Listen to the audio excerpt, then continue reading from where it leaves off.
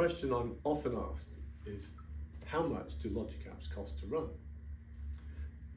We now have logic apps standard, and they're a very different pricing model from the previous logic apps, which were logic apps consumption. And we're going to talk about logic apps standard today. Now, the way it works is you buy a compute plan for them, which is an app service, and you can choose a number of CPUs. So typically you might do 1, 2, or 4 CPUs, and then that will scale out to a number of instances. And effectively it's like area under a curve of CPUs and instances, and the combination of that gives you your price. And each little block on this costs you $175 a month. So if you had 1 CPU but you scaled it out to 8 instances, that's 8 of those.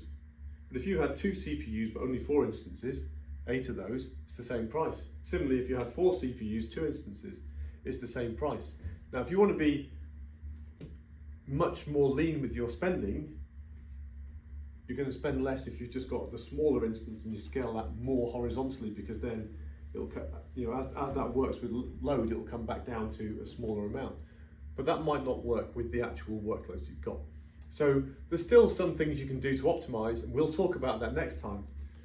But just to summarize, effectively you're going in units of a CPU plus some memory, in this case 3.5 gigabytes. And so a scale unit costs you $175 a month. You can scale up from there depending on your workload. So the more work you've got, the more of those you're going to need.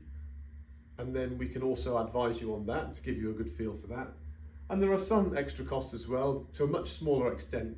We get connector costs, we get integration services accounts, but they are smaller amounts, but there'll be a little bit more on that. But if you're just thinking about the fact that to run a logic app with a number of workflows in, you're looking at units of $175 a month.